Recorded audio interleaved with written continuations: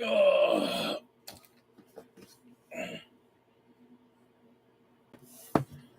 Hey, people. We're a little late tonight. I'm a little tired. Happens. Sorry, but we're here. Do, do, do, do.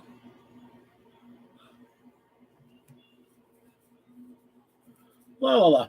All right. How we all doing, folks? I'm Big D. You're not. And kind of having a grubby night. We got a little bit to talk about, not a lot. And I got the printer up and running, and I am working on doing some bases for my upcoming Custodes Army.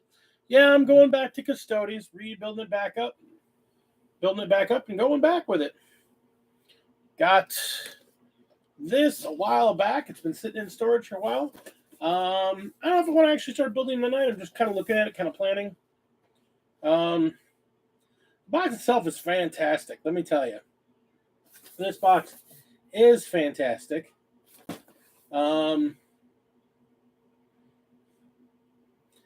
Sisters of Silence, squad of regular Stodes, and 3 bikes. I will probably convert one of the Stodes into a captain, and of course the other one will be turned into a banner bearer. And the first squad I build of the new stuff will be Spears. I also printed out 3 of the what do you call them? Sagittariuses. And I've got some of my other stuff that I'm going to be repainting because I got a new painting in mind and design. I'm going to be rebasing the shit I already have too. If it'll come off neatly. If I can't get it to come off neatly, since my entire original army is all printed, if some of it gets broken or busted up, I'm not really worried about it. I just chuck it out. That's the other beautiful thing. It's something we don't talk about. Like, with the ease of printing, if you've got a figure and you can't, it gets busted and broken and you save it a couple times, you glue it a couple times, and afterwards it still looks like shit, you just throw it out and print a new one. Screw it. It cost me a couple cents. So I'm actually, with this paint job, because like the original time I did Custodes, because I was doing them, I basically speed built and speed painted them because I just want to be able to throw Custodes on the table. So they're basically gold and a spray, throw them in a brown wash, a brownish red wash, and then paint stuff flesh colored and paint stuff. Actually, not that much painting stuff flesh colored. Paint a little bit silver and then some red, and they were done. They were literally like some of the fastest, easiest, stupidest builds I've ever done. Because I just wanted them and wanted them on the table. These guys, I actually have like a paint plan I'm putting together for them. I'm actually going to break out the airbrush and actually do something with them. I got this crazy idea to do them in white.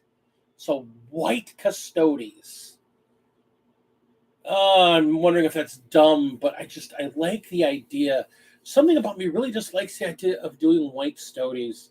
Like where it's gold, normally it's all going to be white. The leather will be like a dark mahogany, like a reddish leather color. And then the wherever there's like some raised filigree, like shoulder pads and knee pads, and some of the details will be done in gold on the white. And then like the cloak and the tufts on their helmets, I'm going to do in purple. And then the power weapons I'm debating on. I'm actually thinking about doing like I'm thinking about doing them like that heated lava technique. So they're heat blades. So I'm going to do them so the weapons. Hey, Ben, how you doing? Yeah, so I like the idea. Like I'm going to do the blades so like they start off like, they're like that molten look. I heard to describe it. I've got a bunch of painting guides. I'm going to paint them very specifically to those painting guides. I really want to make them look like they're walking around with those molten metal weapons. And then I found these wonderful bases that Commodore and actually it wasn't Commodore, it was Phoenix turned me on to. I forget the name of the maker, but they have like a monthly Patreon, and then you do special bases every month, and I bought a couple months of it. And they did these ruined temple bases, which are, I mean, they're just fabulous bases. They're so much easier doing a base that I can just prime and then put some wash on it, dry brush it some, and be mostly done. Maybe do some of the metal bits that'll be in there, and then I want to actually take like some brown and shove it in some of the little corners, and take some good tufts and cut them up a little bit. Just put some little tiny tufts in a couple little places to make them look like it's just growing between the cracks and stuff. Yeah, I'm wearing a dirty shirt because I didn't want to. Because I was going to be working with stuff. I didn't want to get stuff all over, so I was wearing just a crap ass shirt. Peter Raven, Ben, yeah, I'm a sexy beast. Yeah, because I was thinking about painting, and I don't know. It's messed up from painting.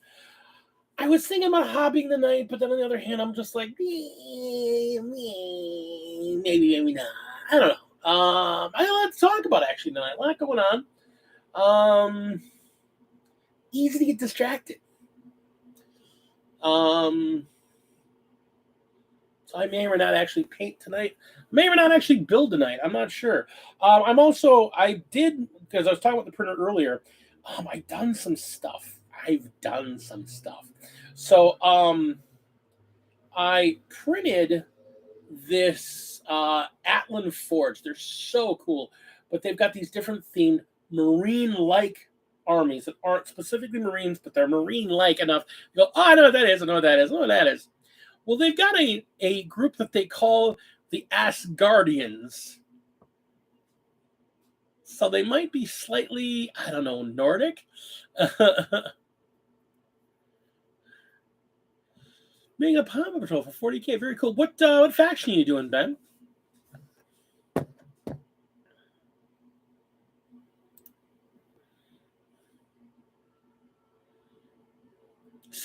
You're doing Sisters. Very nice. Very nice.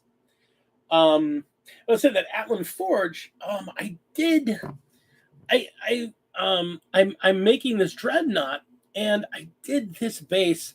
I just wanted to kind of do something cool, like I've normally done, but a little different for this guy because he's super fancy, beautiful looking.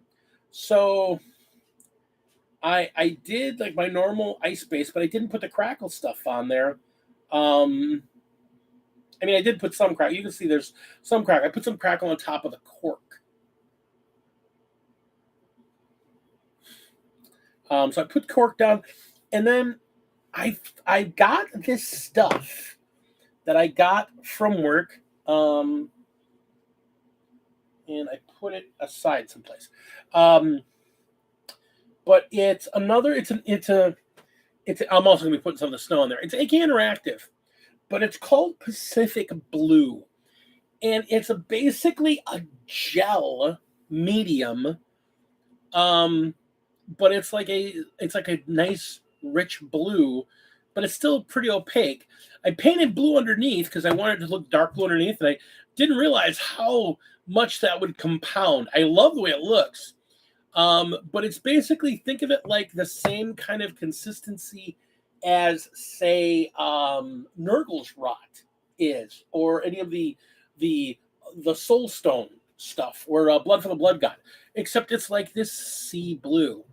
They have an Atlantic blue that's kind of a greenish blue as well, and a swamp water, which I also have to do for my Nurgle stuff because it's basically Nurgle's Rot, but it's a jar this big, which is like 10 jar. Well, no, actually, it's the little jar. So it's like 20 jars of Nurgle's Rot for the price of 3.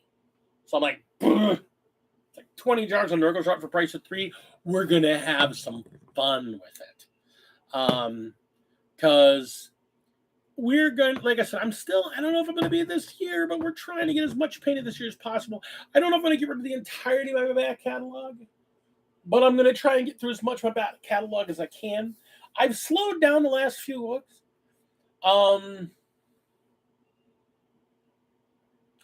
Blood for the Blood God is really good. Um, I kind of wish AK made a neutral one of these gels that I could put some red dye in and turn it into Blood from the Blood God, because their gels are just so nice. But I also might look, they actually have a UV clear resin that you can put pigment powder in the dye. Well, if they have a clear bloop on like this stuff, it's non-resin, because this is non-resin. This is just acrylic gel medium.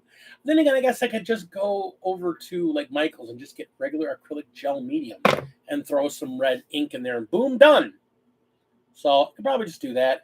If we really need blood from the blood god, which somebody might need when she gets back to painting, because she's got an entire massive corn army that I traded a bunch of junk for to her. I traded a bunch of stuff I had to a buddy of mine to get a bunch of cornate blades of corn stuff for Age of Sigmar for my wife, because she says she really likes corn in Age of Sigmar. So I want to give her the opportunity to have a lot of really cool stuff to work with. And now that she's finally on the mend a bit, maybe she'll be painting more soon, I hope. Oh,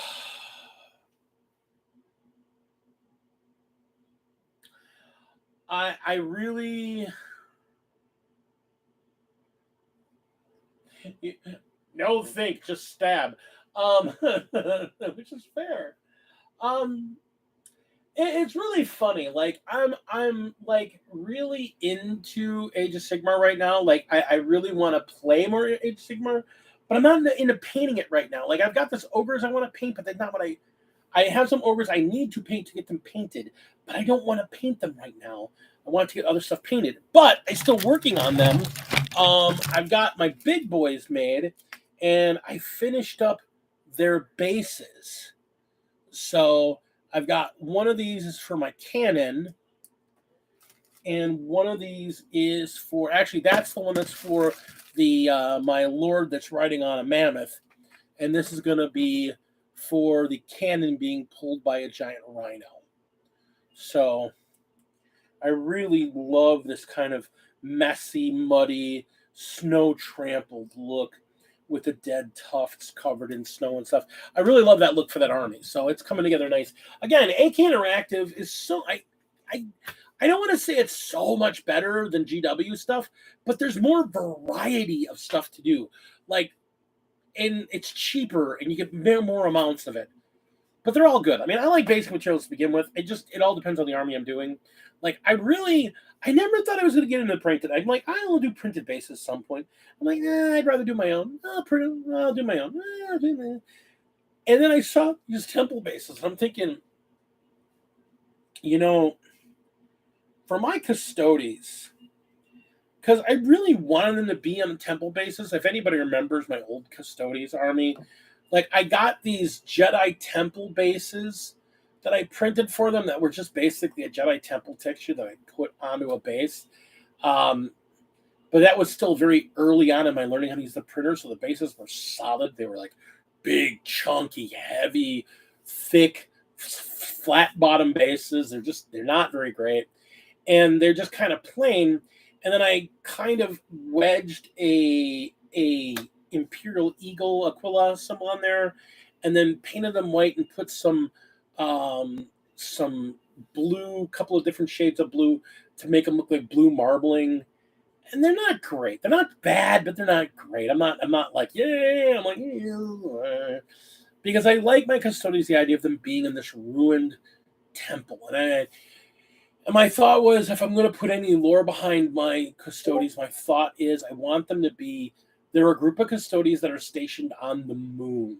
Like, for whatever reason, I just like the idea that they're not on planet side, they're not on Terra, but they're on the moon because the Emperor has secrets up on the moon. And so they're there to guard those secrets. And this secret set of custodians, they live on the moon and they go and hunt down things that are a threat to finding out the secret of the Moon Temple. Or whatever, Just me being me. Gotta work a story in there.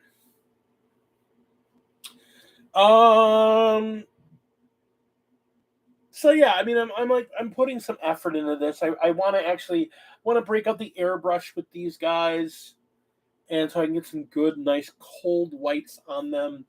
Um, Using some deep cold blues to do the line work inside to shade them. Like I'm really thinking, I'm going to base them in white, and then use use like Drakenhof blue or some other deep blue 50-50 with or actually 2-to-1 with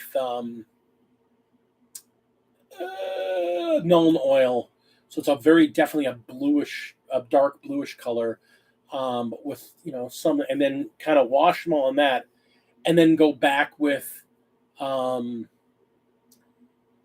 actually probably prime and white, go in and Uthian gray them, put the shading on them, do a heavy overbrush of Uthian gray again, and then a very light edging, maybe dry brushing style with actual pure white, and then go in and do the detail work on them.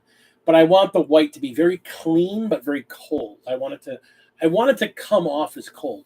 That's why part of me is even thinking I might not do the leather in like a reddish leather. I might do it in more of a neutralish leather, or even if I can do like a blackish gray leather, like like a biker jacket type leather. So it's a weathered, it's a coldish grayish black, or like a really really faded black. So base starting with chaos black and work my way up to say like necromancer cloak, and maybe just a tiny bit of dawnstone. But I want it to be dark, and then the cloak and whatnot, that'll be just a rich, like a deep rich royal purple. So I want them to be, again, I want them to have this air of cold to them, because I think the idea of they're all cold, and then the weapons will be like this magma weapon, so that all the coldness is drawn to this heat weapon. So, Pale Orc, my buddy, where are you? How are you? Been a while, man. Good to see you. How have you been? Um,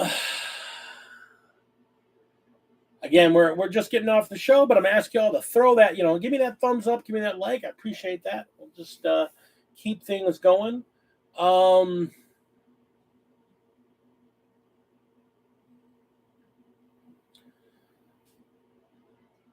It's working kids, man. That's life. That is life. So yeah, I think I'm gonna get this Custodes army done. I want to get them put together. I gotta get some more paint for my. Gotta work on that in between my ogres. I want to start working on my bone boys. I got like I've got like 2 starter boxes, a bunch of bone boys. Yeah, the bone boys are. Oh, they're calling to me too. Like I've got all these ideas, and the problem is November. I'm not going to be doing almost any hobbying in November, other than my every other Thursday Shadowrun game. I'm going to be doing like very little gaming, actually very little like Hearthstone, very little Cyberpunk, very little Magic, like very little gaming at all, because I'm using November to rededicate myself to my writing. I'm going to be participating. I know I've said it before, but I'm going to be participating in NaNoWriMo with the goal of actually getting a full 50,000 words done in the month of November. I've got a book I started working on a while back, and I've kind of stuttered on it a couple times. It's a very dark book. It's fantasy. It's very brutal, very dark. Kind of old school sword and sorcery, but not really. Hard to really describe it. It's dark fantasy, and there are no good guys. There's shades of bastards to complete bastards to monsters, and that's really the only way to describe it. It's growing up in a harsh world and surviving in it, and it won't be everybody's cup of tea. I think it'll be fantastic. Like I've written the first 4 chapters and I've got the whole book plotted, but it will be. I think it'll be fantastic. There will be some parts that for some people will be hard to read. Like I'll tell you right now, there's a fight scene early in the book where a little kid who's been pushed and bullied and beat up because he's poor and outcast. He's able to finally get back at one of his tormentors, and he kills him. And it's kind of a brutal scene. Some people may be turned off by that. It's very early on in the book, but it all serves to the narrative I'm trying to portray of this character that I'm crafting. So,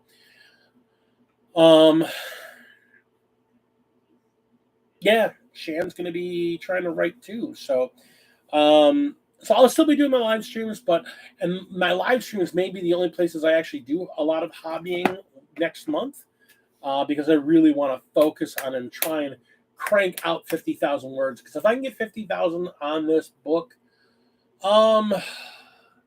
with what I have written, that'll probably be about 90% of the way there. Maybe like 75% of the way there. 50,000 is a novella. Is basically a novella in size. Your average book chapter, at least for mine, are usually around 5,000 words. So, my cyberpunk book, you know what? You keep telling me, and I keep forgetting. So let me make a note of that and grab a copy, and I will throw it out there for you. Find my fiction. If I'm out here, I'll find my fiction folder. Throw it where you can get to it, Ben, because my first 2 novels, I'll admit, are very sophomoric. I mean, I like them. They have a good story, but I've grown a lot as a writer since I wrote those first 2. So I don't mind people reading them. I'm going to be rewriting them at some point, or at least rewriting a lot of the story points to create a new novel if I get the time and the drive and the desire. It's really weird. Like, I love the written word and I love writing, but at the same time, I absolutely despise it because I hate the mental anguish I put myself through. I'm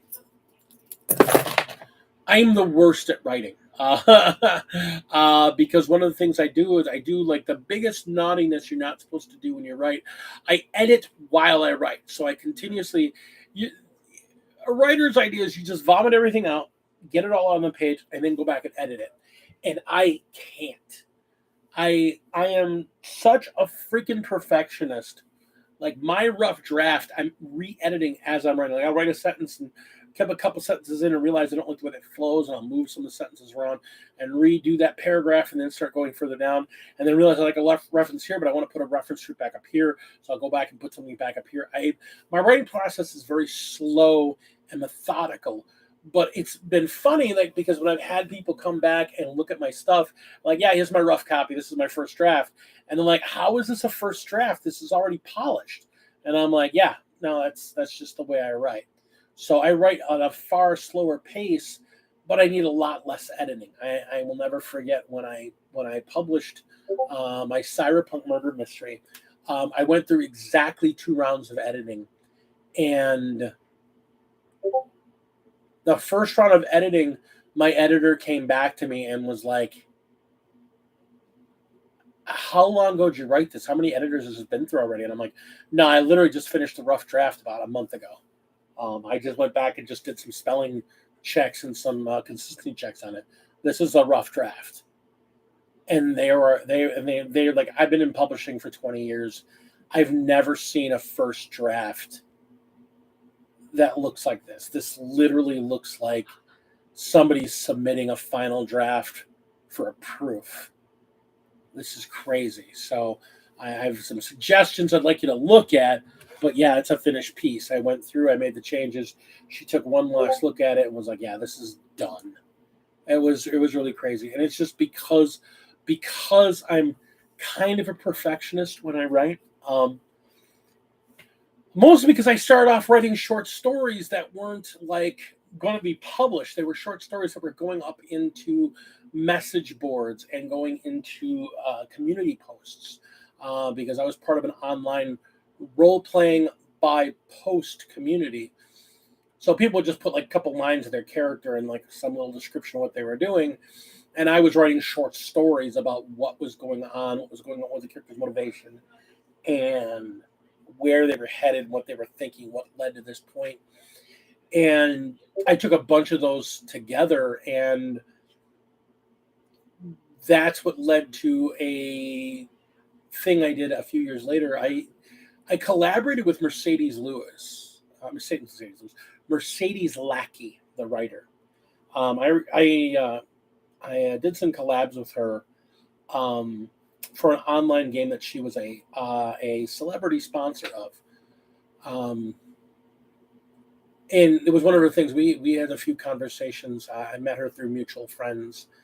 Um, she loved the work I did because we could do romantic conversations and we could do romantic play, which is what a lot of her character writing, a lot of her books have some romantic aspect to them, even though not romance, but we're talking actually lovey-dovey type romantic stuff, not Harlequin shit, no, but actual, oh, he's so dreamy.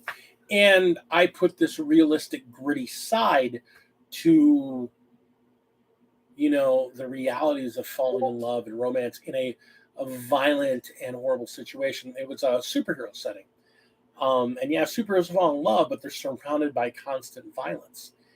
And that was one of the things she loved. She's like, she could do a lot of the character stuff, and then I would give her the dark and gritty and put that edge in there. And then she loved working with that. And we collaborated for a couple of years with some really good stuff.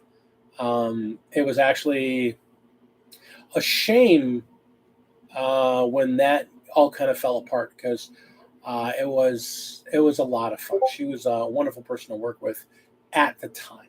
I really enjoyed doing some of the collaborations with her. I learned a lot as a writer. I learned where my own personal strengths were because, like her husband, who's also a writer, would get involved, and he would, and I'm a big fan of his stuff as well, and so he would offer me some inside information, and then a friend of hers that was actually an assistant editor actually helped me focus and tighten in where I kind of wandered in my writing and got me tightened up. It was one of those things that she never understood why my books never made it in with big publishers. And it was just, and I think it really came down to that I wasn't writing to what was popular in fiction at the time, and I had my wife yell at me about this, because the whole thing I talked to her about her painting was the problem I was having with my writing. I wasn't writing, and that's something I've realized. I wasn't writing to what was selling. I wasn't writing to what was popular, what fiction was there. I was writing the story I needed to tell. And I'm a good writer, but I'm not a great writer. I'm not like some, world-shaking writer that redefines a genre or creates a genre and a following. Even though I have some friends and some colleagues that I've worked with that are. Patrick Rothfuss comes to mind.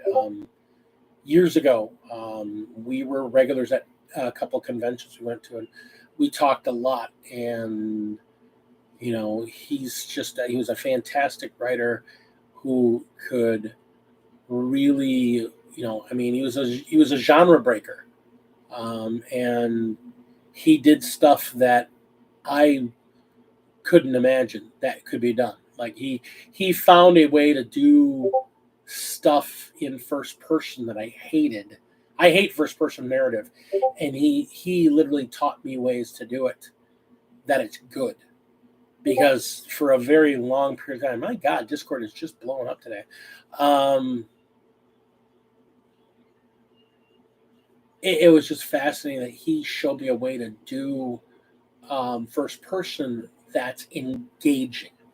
Like the biggest problem I've ever had with like first person writing first-person perspective writing. Your narrator, your narrator has to be either they're the driving force or the bad guy of the story, or they have to be somehow an unreliable narrator. Like, you can't do a mystery,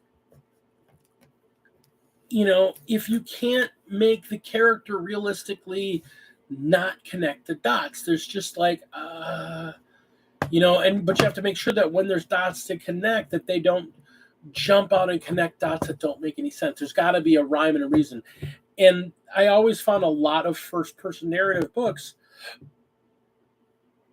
the lead character was either just dumb, so they weren't making any of the connections, or they were a genius and I was wondering, why is this a mystery? So there's a really hard line to find in there. And he showed me some ways to do unreliable narrators that work and work well. The book I'm working on right now is a first-person perspective book.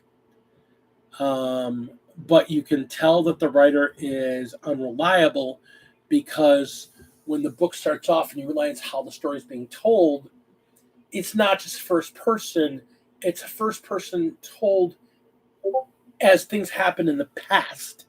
So he's telling them from his perspective with years of experience, but under his belt, so he can go back and explain perspectives that he wouldn't have been able to explain at the time, or didn't fully understand, or things going around he didn't fully understand. And he can explain it in such a way that, like, I was there and I remember seeing this and was so amazed because I didn't understand how. And I would come to learn, and then later on I can go into how he learned this. So it's been interesting writing that kind of perspective, because he's telling everything in first person, but in retrospect, because he's telling a scribe his memoirs. So it's an interesting. It makes the story drive in a very interesting way.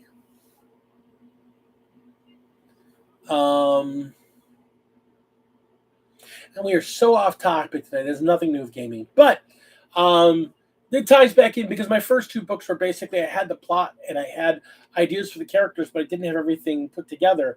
So I literally took my characters' concepts in a nutshell, handed them out to a bunch of players, had them create a fully fleshed out version of the character, and then played it out with the plot I had. And I copied and recorded every single game session, transcribe them, and then use that to build the novel. So it's kind of cheating, but it worked. And it's interesting because it made certain characters that in my first draft were very likable, very unlikable, and characters I thought were unlikable made them very likable. So, and it let me look at characters in a different perspective. That was the whole reason I did that experiment, because I had this huge cast of characters, but they were all too similar. And it's one of the reasons I actually love role-playing, that I can take story ideas, throw it at players, let them muddle through the issue, and then I can later on figure out if I want to use it the way that, or have them figured out the way. So, that being said, let's get back to Age of Sigmar and 40K. Games Workshop announced today their holiday Battle Force boxes. Exciting, disappointing, and exciting all at once. Is that possible? Kind of it is. Like, they're actually really, really good. I actually, the only one I don't like is the Marine one. I think the Marine one is awful. I think the other ones are just fine. Like, let's take a look. I got the Warhammer Age of Sigmar Battle Forces. 4 boxes. Now, there is a complaint that there is no Destruction Army this year. But the flip side is, there has been either a Orc or Goblin Warhost box every year, including like multiple years for the freaking goblins, for like the last 5 years. Like the goblins have gotten more love than any army should, to be honest. But they are what they are. And it's funny that this year they picked like some of the ones they picked are it's interesting. The primordial star host. So the Seraphon are getting there. So they just had their army box come out earlier this year, and there's a lot of that army box that looks like it's going to be in this box. I mean, it's a good box. I mean, if you're really want to get into Seraphon, it's probably a fantastic box to get. It looks to me like it's a fantastic box. A bunch of skinks, some skinks, some lancers, Saurus warriors, 3 Croxagore. I mean, it's a fantastic box. Plus, it's got a palanquin with one of those Aslan Starmaster on it. It's a good looking set. It should be fine. The Praetorian Spearhead. I kind of want this box. Because it's my bony boys. It's my death boys. The one death army I have. The only death army I'll have. They are fantastic, and this is a fantastic box. If you're into the Ozark Bone Reapers, this is a great box. You get this in the Vanguard, and you're fairly set. The Horde of Eternus. So this is Slaves to Darkness. Now, Slaves to Darkness, they got their refresh too. Again, they only got it. They got it like right near the beginning of the year, or maybe right near the end of the year of last year. But no, it was earlier this year. So you got the Slaves to Darkness. So they just got a brand new box, and they're getting their Christmas box. That's fine. I kind of like the army. I'm not playing them, but I kind of like them. But it does have Eternus, the first Blade of the First Prince is in there, which is again a fantastic looking model. And there's Orgron Therodons, 5 Chaos Knights, some Chaos Chosen, and 10 Chaos Warriors. I mean, it's a solid let's get in their army. I don't have a problem with that. I mean, if you're playing Slaves of Darkness, this is probably a box you want. Unless you've already got them. Again, the thing to remember about these Battle Force boxes, and this is something a lot of people get about, if you're already elbow deep in an army, the Christmas boxes are really not for you. They're really sort of I want to get into this army. What's a good starting point? Vanguard box and boom, Christmas box. Boom, you got an army.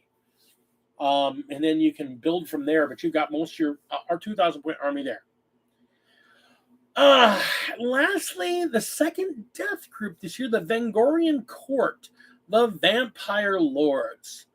Okay, it's a good box. I don't like vampires, and I don't like the Age of Sigmar vampires. I think they're boring and stupid. Sorry. I just don't like their lore. I don't really like their sculpts. I just don't like the army. And again, it's a vampires. I'm not a big fan of vampires for whatever reason. Like, I like vampires in media. Like, I like vampire movies. I like vampire movies and vampire TV series, and that's about it. And maybe some books. Like gaming, Vampire the Masquerade. You need a really good GM to get me interested in that again, because I was so played. I was an emo kid in the 90s. Vampires were everywhere, and I was so sick of them. I like Blade. Let's go kill some vampires. Have a good time with it. So there's that.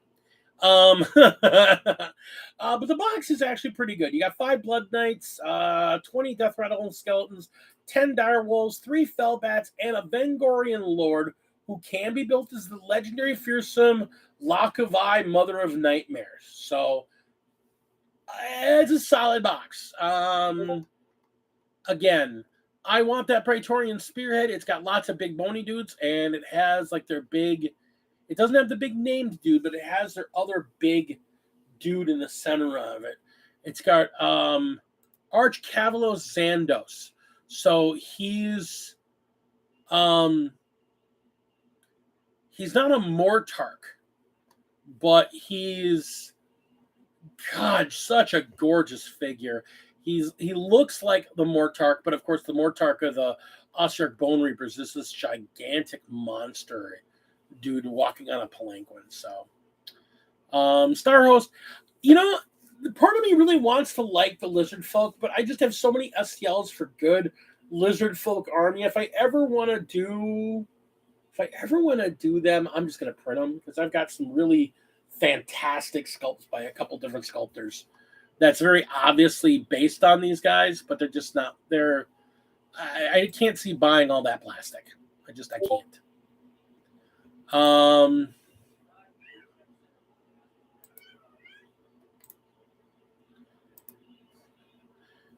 And then we've got the Battle Force boxes for Warhammer 40K. 6 boxes. Defenders of the Ancestors. I love this box and I hate this box all in one.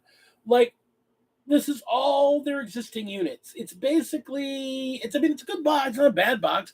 It's just, it's a bundle of like Hearthguard, a Champion, a Land Fortress, a Grimnir, and a Sagittar, and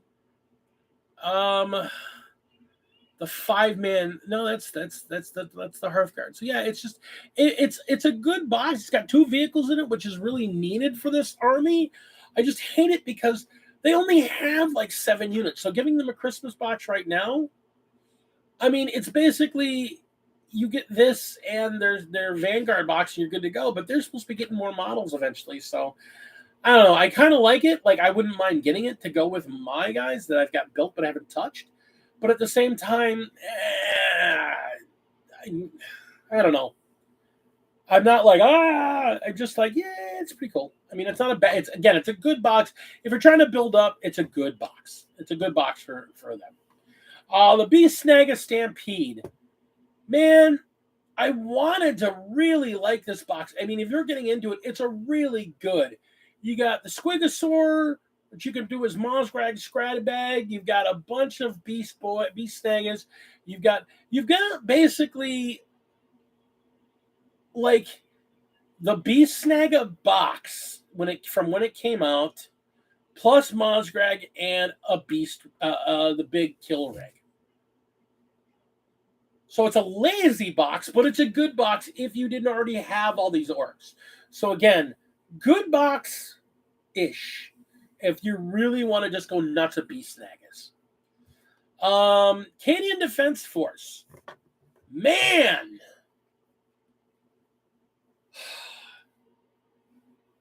Infantry, 2 squads of infantry, a command squad,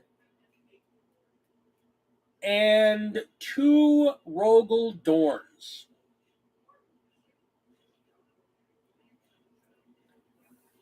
Two infantry squads, a command squad, and 2 Rogel Dorns.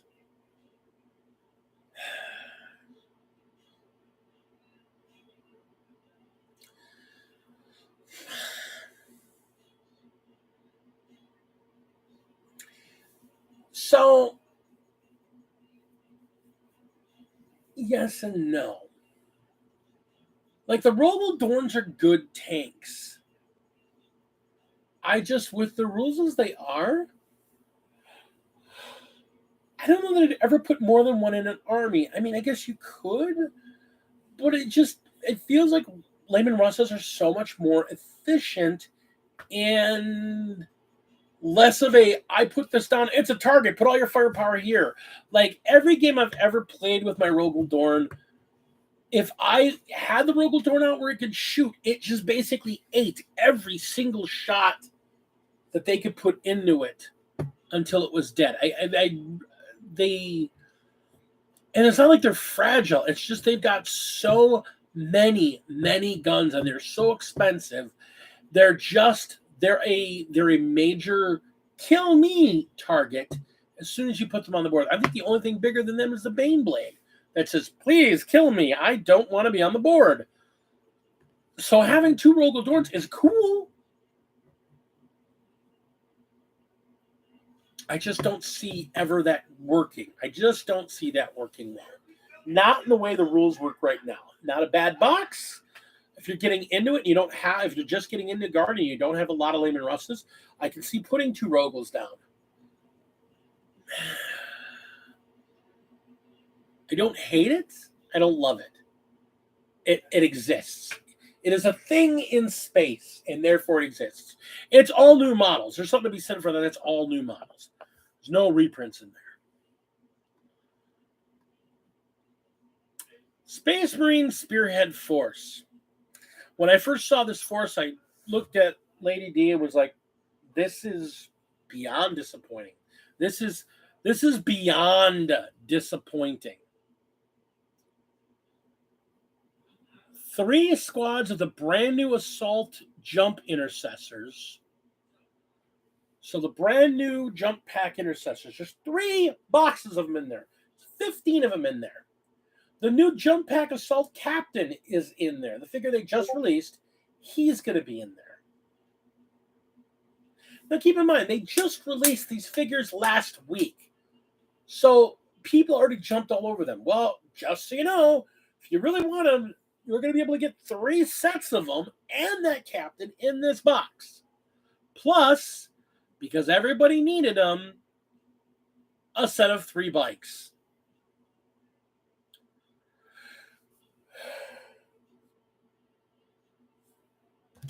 And then an ATV. The ATV I love. I love the ATV. I love the jump troops. I just don't. Again, it's meant for a new player. It's meant for a new player. The problem is, if it's meant for a new player, it's not really a great box either. It's kind of a, hey, here's a bunch of guys. They're fast. And that's what you got going for you. You've got a very fast army. You've got 3 groups of 5 dudes that you can attach the jump pack captain to one of them. And you got a set of 3 bikes that you can attach the ATV to. And you're going to have a I'm running gunning without any real firepower. It's all bolt pistols except for whatever you got on the ATV. I'm not a fan. I'm not a fan of this as a box. I would have liked to have seen them take out like one of the sets of dudes and maybe take out the bikes and put one of the speeders in there. Or just take out one of the sets of dudes that are $55 and put in one of the $60, $65 speeders in there. Just put a real vehicle in there. And the Onslaught Swarm. So it's all the new little guys and the big Norn, which is great, and a Hive Tyrant. Okay. It's not bad. Again, if you're just starting off, it's fine. And it's like all new models except for the Hive Tyrant. It's great. If you already went and got a Norn, you might put a second Norn in if you're building the Monster Mash build, but then you don't want the rest of this list because there's a bunch of like Gene Stealers and Hormigons and Terramigons in there. So it's just like, it's not great. It doesn't build to anything big. So, and after playing against the Norn likes big boys around it. It doesn't like lots of little guys. So, And then lastly, the Exalted of the Red Angel. Basically, it's Angron and a bunch of berserkers or a bunch of world eaters. Not horrible. I kind of expected them to do this because they did release both Magnus the Red and Mortarion in their boxes, in their Christmas boxes last year. So why not get the 3rd Primarch in the boxes this year? I'll be honest, I'm surprised the Marine box didn't put Lionel Johnson in and make it a Dark Angel themed box. I'm actually very surprised by that. But hey, I'm just a meathead on the internet. What do I know?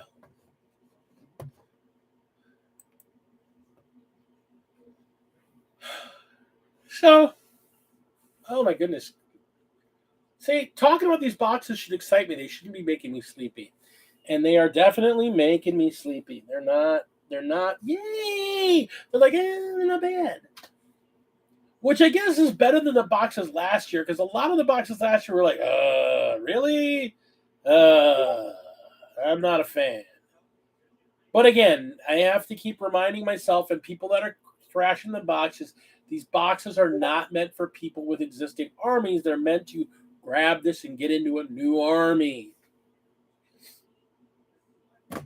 Which makes these Christmas boxes less and less appealing to me every year because I have too many armies. Gotta get to a point where I don't have any armies. I'm gonna have a year that I already have every army they're gonna release boxes for. Me like me, I don't care. I don't care about any of them. So Christmas boxes okay. They're not bad. They're okay. That's fine. Get yourself a box of a new army. Try something new.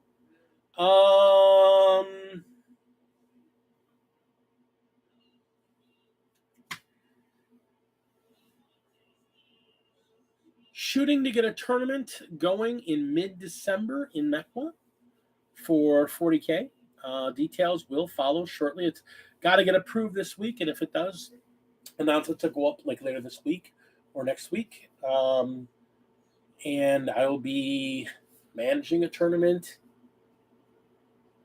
in Mecwan, 40K, 16 players. 16 players maxing out. So we'll see how that goes. Other than that, I think that's all we got tonight. So again, if you do me a favor, hit that like and subscribe.